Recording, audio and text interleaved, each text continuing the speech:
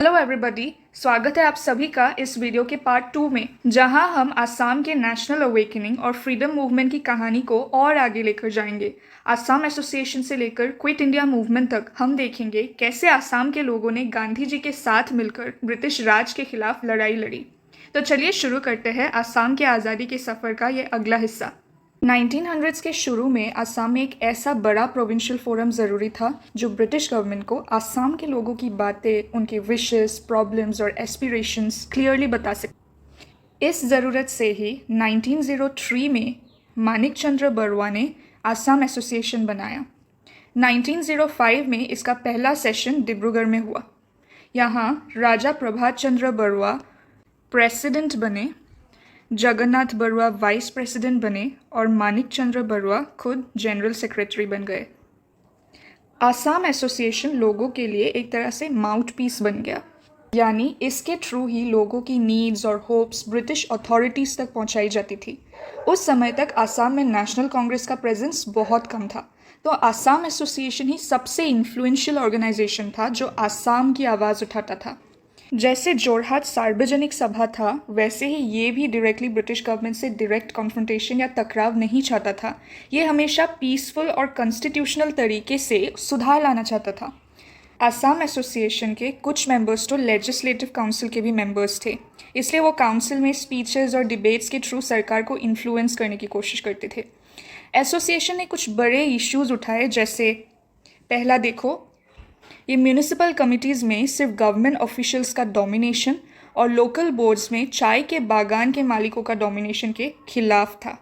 दूसरा देखो, इन्होंने डिमांड किया कि लोकल बॉडीज़ को डेमोक्रेटिक बनाया जाए।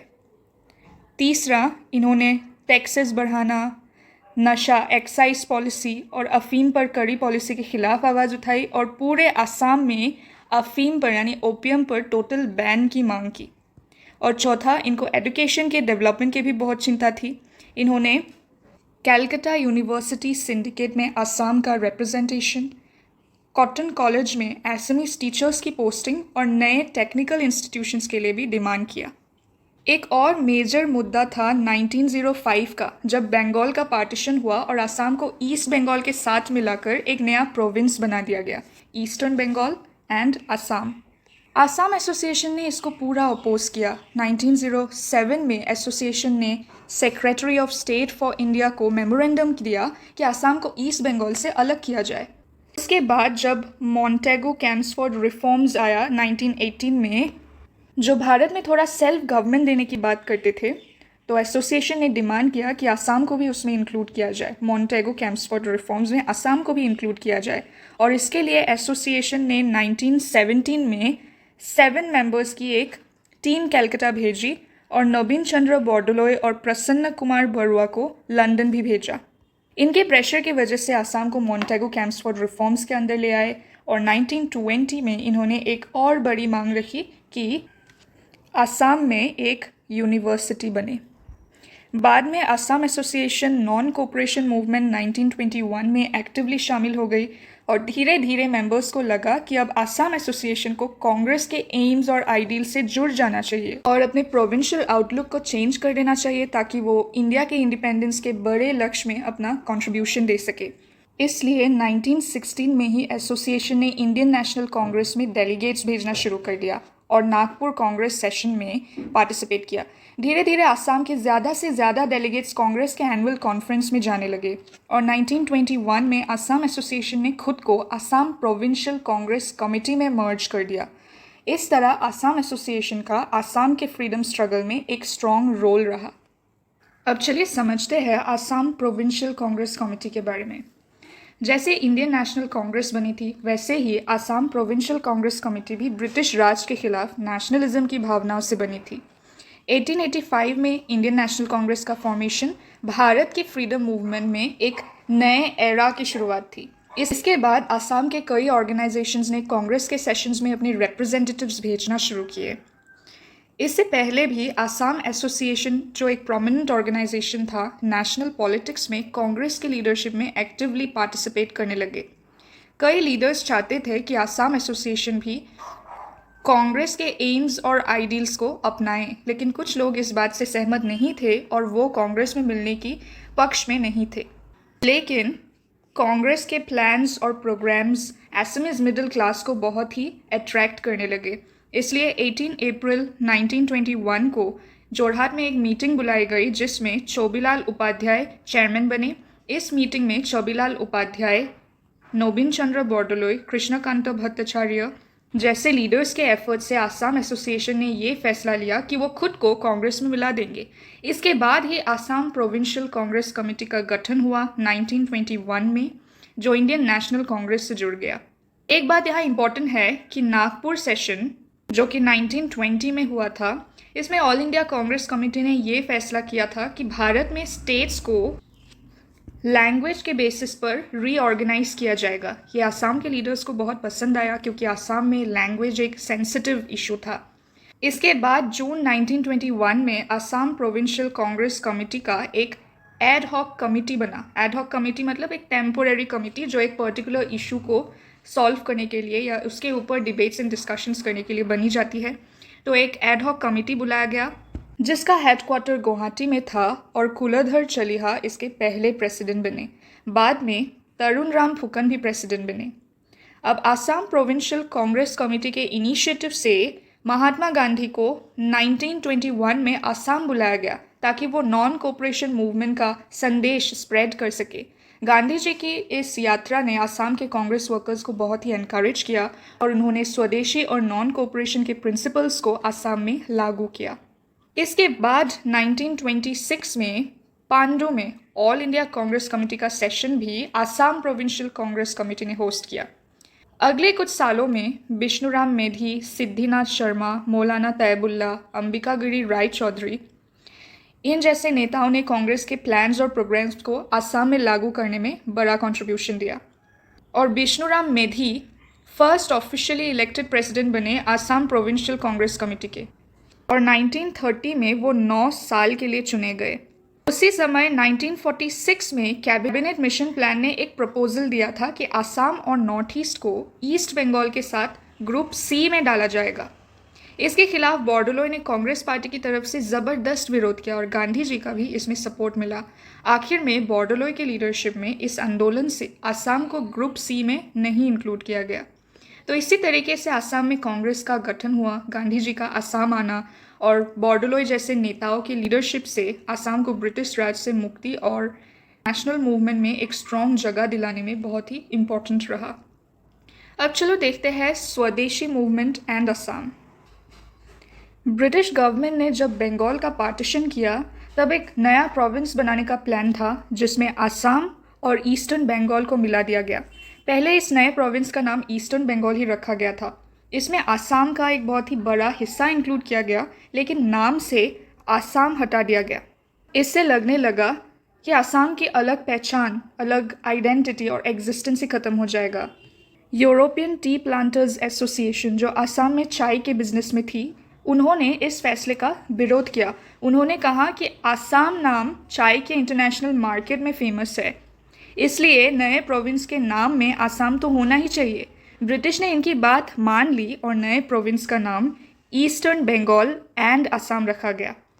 ये नया प्रोविंस 16 अक्टूबर 1905 से लेफ्टिनेंट गवर्नर्स के अंदर आया जब बंगाल का पार्टीशन लागू हुआ। उस टाइम आसाम के कमिश्नर फुलर, उनको नया लेफ्टिनेंट गवर्नर बनाया गया। उस समय आसाम की राजधानी शिलोंग से ढाका शिफ्ट कर दी गई और ढाका इस नए प्रोविंस की राजधानी बनी। तो नए प्रोविंस का नाम क्या था? Eastern Bengal and Assam.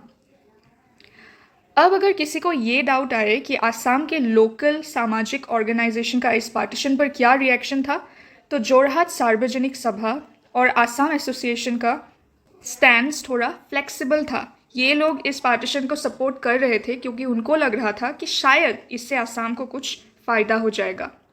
लेकिन कुछ बड़े नेता जैसे पद्मनाथ गोहाई बरुआ, अंबिकागिरी रे चौधरी, त्रिगुना बरुआ, रक्तिम बरा इसके बिल्कुल खिलाफ थे और इन्होंने आसाम के लोगों में अवेयरनेस फैलाई और लोगों को पार्टीशन के खिलाफ खड़ा किया। इसी बीच भारत में स्वदेशी मूवमेंट का प्रभाव आसाम तक पहुंचा। स्वदेशी मूवमेंट ने लोगों को अंग्रेजी माल के बॉयकॉट करने और अपना देसी माल यूज़ करने के लिए इंस्पायर किया। आसाम के धुबरी, गौरीपुर, ग्वालपारा, गुवाहाटी, तेजपुर, डिब्रूगढ़ जैसे शहरों में इसका असर दिखा। असम केसरी अंबिकागिरी रे चौधरी और गोविंद लाहिरी ने गुवाहाटी के स्टूडेंट्स के साथ मिलकर एक रिवोल्यूशनरी ऑर्गेनाइजेशन बनाया। उन्होंने लोगों से कहा कि वो फॉरेन गुड्स ना खरीदे और सिर्फ देसी गुड्स जैसे लोकल अंडी, muga, cotton and khadi clothes use करें। गुवाहाटी के स्टूडेंट्स हर हफ्ते 2 दिन डॉक में मजदूरी करते थे और वो पैसा स्वदेशी मूवमेंट के फंड में देते थे। अंबिकागिरी ने एक रिवोल्यूशनरी ड्रामा बंदिनी भारत, इस ड्रामा का नाम याद रखना, बंदिनी भारत, जो अंबिकागिरी रे चौधरी ने लिखी थी। तो उन्होंने ये लिखा था और जब इस ड्रामा को कॉटन कॉलेजिएट हाई स्कूल में स्टेज पर दिखाया जा रहा था 31 जुलाई 1906 को, तब पुलिस ने इसका हैंड रिटन स्क्रिप्ट जब्त कर लिया।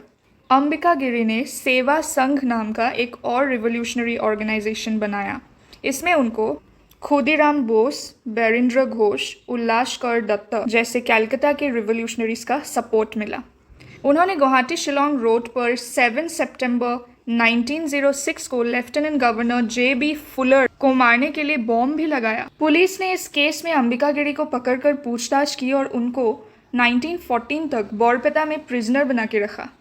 ब्रिटिश सरकार ने ब्रह्मपुत्र वैली के लोगों को स्वदेशी मूवमेंट से अलग रखने के लिए कुछ वेलफेयर काम किए, जैसे कलकत्ता यूनिवर्सिटी के एंट्रेंस एग्जाम में असमीज लैंग्वेज और लिटरेचर को इंक्लूड किया।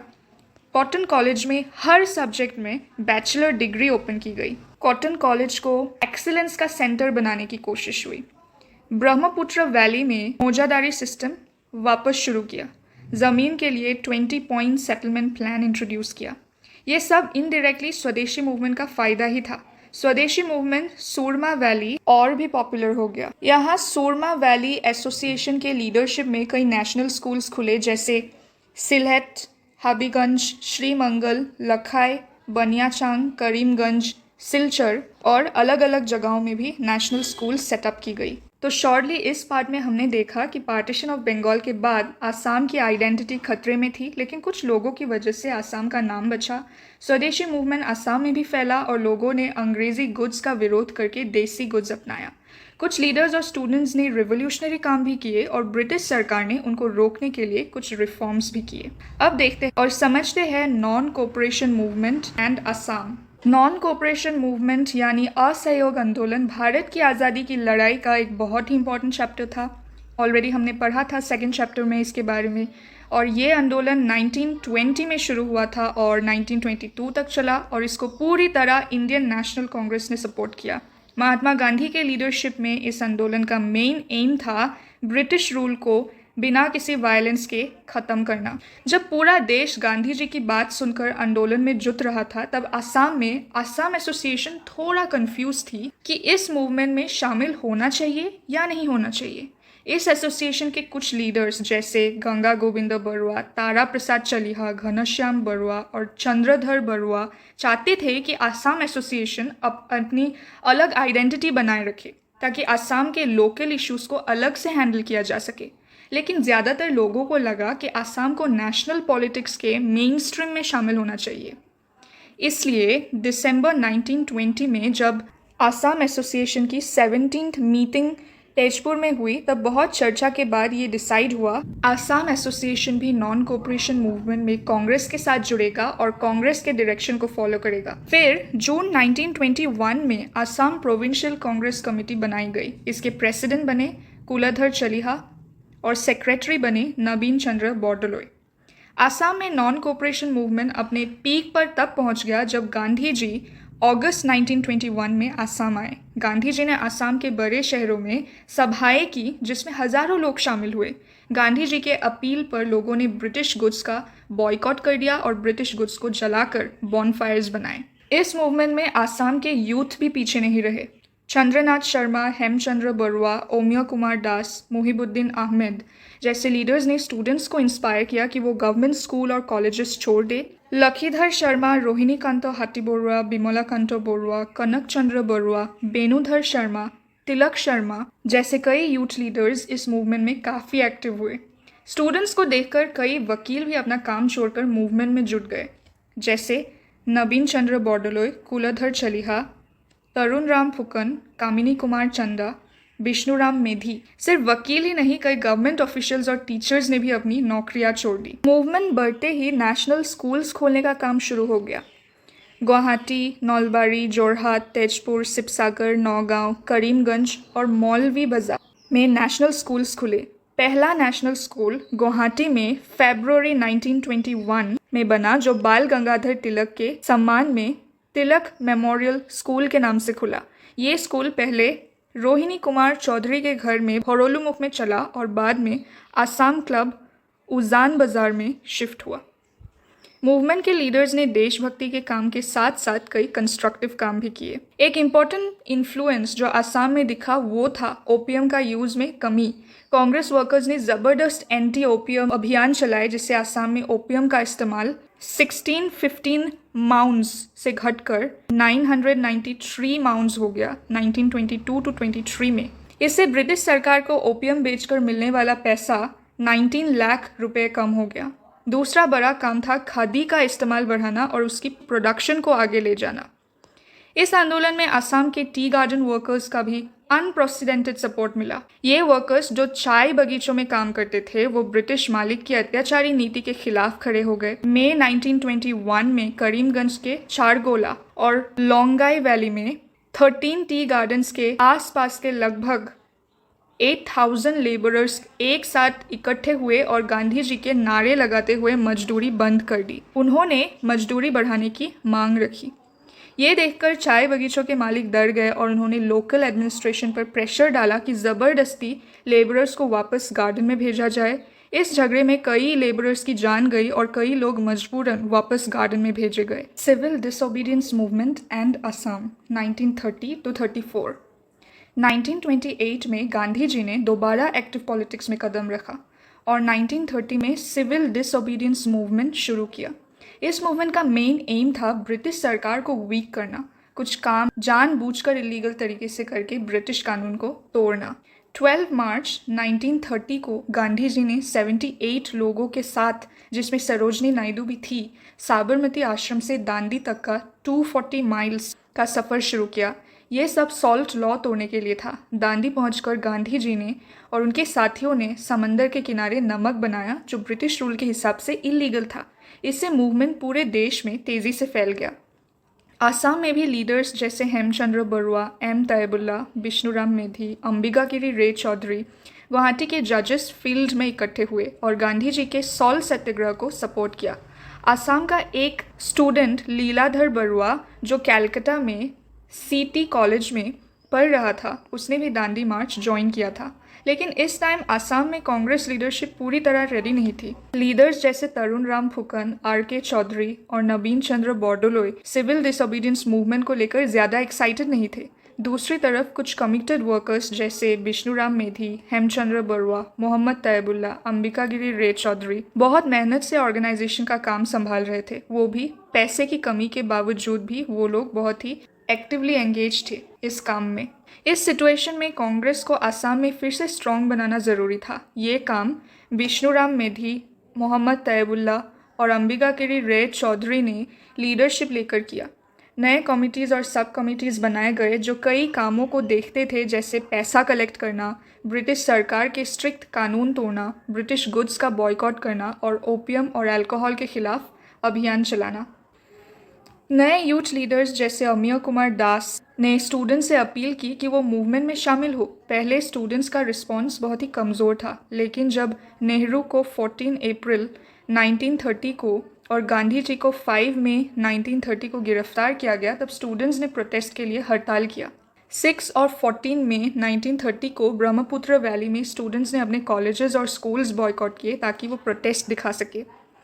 इसी बीच आसाम के director of public instruction RJ. Cunningham ने मई 1930 में एक सर्कुलर निकाला, जो कनिंघम सर्कुलर के नाम से फेमस है। इसमें स्टूडेंट्स और उनके पेरेंट्स से लिखित में प्रॉमिस मांगा गया कि वो कोई पॉलिटिकल एक्टिविटी नहीं करेंगे। अगर कोई स्टूडेंट गिल्टी मिला तो उस पर फाइन लगेगा, स्कॉलरशिप चली जाएगी या फिर सीवियर केसेस में स्कूल से निकाल दिया जाएगा। स्टूडेंट्स को ये बहुत बड़ी बेइज्जती वाली बात लगी और इससे आंदोलन और भड़क गया। फिर आसाम छात्र सम्मेलन ने गुवाहाटी में एक स्पेशल सेशन बुलाया और डिसाइड किया कि वो गवर्नमेंट इंस्टीट्यूशंस में पिकेटिंग करेंगे, मतलब गवर्नमेंट ऑफिसेज और शॉप्स के बाहर बैठकर उनको चलने नहीं देना। कब? जुलाई से अगस्त 1930 तक। 15,186 स्टूडेंट्स में से 3,117 स्टूडेंट्स ने अपनी इंस्टीट्यूशंस छोड़ दिए। इसके बाद पिकेटिंग को ओपियम और लिकर शॉप्स तक भी बढ़ा दिया गया। इस मूवमेंट में किसानों ने भी भाग लिया। उन्होंने ज़मीन का टैक्स 50% कम करने की मांग की। कुछ जगह पे फॉरेस्ट लॉज भी तोड़ा गया। सूरमा वैली में भी स्टूडेंट्स में गुस्सा था और अनरेस्ट देखा गया। अब चलिए समझते हैं quit India movement and Assam. 1942 में जब जापान ने सिंगापुर और रंगून पर कब्जा कर लिया था, तब वो भारत के बिल्कुल ही क्लोज पहुंच गया था। गांधी जी और कांग्रेस के लीडर्स को लगा कि अगर ब्रिटिश भारत में बने रहे तो जापान इंडिया पर भी अटैक कर सकता है। इसलिए कई दिनों की चर्चा के बाद, बहुत दिनों के डिस्कशंस एंड डिबेट्स के बाद 8 अगस्त 1942 को बॉम्बे में ऑल इंडिया कांग्रेस कमेटी ने एक फेमस क्विट इंडिया और भारत छोड़ो रेजोल्यूशन पास किया। गांधी जी ने बॉम्बे के गोवालिया टैंक में एक हिस्टोरिक स्पीच दी, जिसे आज अगस्त क्रांति मैदान के नाम से जाना जाता है। गांधी जी ने यहीं पर अपना बहुत मशहूर स्लोगन दिया, डू और डाई, यानी करो या मरो। लोगों ने हर जगह इस आंदोलन में भाग लिया और एक बड़ा स्ट्रगल शुरू हो गया ब्रिटिश रूल खत्म करने के लिए। ब्रिटिश सरकार ने इस आंदोलन को तुरंत दबाने के लिए बहुत कड़ी कदम उठाए। कांग्रेस पार्टी को इलीगल डिक्लेयर कर दिया गया। गांधी जी और बाकी लीडर्स को जेल में डाल दिया गया। हजारों लोगों को गिरफ्तार किया गया। कई लोगों की जान चली गई और बहुत लोग घायल भी हुए। जैसे पूरे भारत में हुआ, वैसे ही आसाम में भी कांग्रेस के बड़े लीडर्स को जेल में डाल दिया गया और Assam Pradesh Congress committee, district Congress committees और दूसरे बॉडीज़ को भी इलीगल घोषित कर दिया गया। मीटिंग्स, हड़ताल्स या कोई भी गैदरिंग्स होने पर रेस्ट्रिक्शंस लगा दी गई। आसाम में आंदोलन शुरू में शांत तरीके से चला। लोग हड़ताल्स, प्रोसेशंस और डेमोन्स्ट्रेशंस करते रहे। लेकिन जब लीडर्स जेल में चले गए और पुलिस की वायलेंस बढ़ गई तो लोगों ने वायलेंस का रास्ता अपना लिया। आसाम के नौगांव और दरंग डिस्ट्रिक्ट्स में लोगों ने गवर्नमेंट बिल्डिंग्स पर हमला किया, रेलवे ट्रैक्स तोड़ दिए और मिलिट्री सप्लाई लाइंस को नुकसान पहुंचाया। शाहाबी बाजार जो हाबीगंज में है, सरुपथार इन गोलाघाट, पानबाड़ी और रंगिया जो कामरूप में है, और सुफ्राई इन सितसागर, इन जगहों में रेल सैबोटाज हुआ, सैबोटाज ऑन रेलवेज। ब्रिटिश सरकार ने पूरे भारत में इस आंदोलन को क्रश करने के लिए मास अरेस्ट और पब्लिक बीटिंग तक की। आसाम में भी पुलिस फायरिंग हुई। पताचरकुची बोरपेटा में, फकीरा ग्राम, ग्वालपारा, धेकियाजुली और गहपुर, इन जगहों में कई लोगों की जान चली गई। कनकलता बरुआ ऑफ गहपुर, तो वो कहाँ से थी? गहपुर से थी।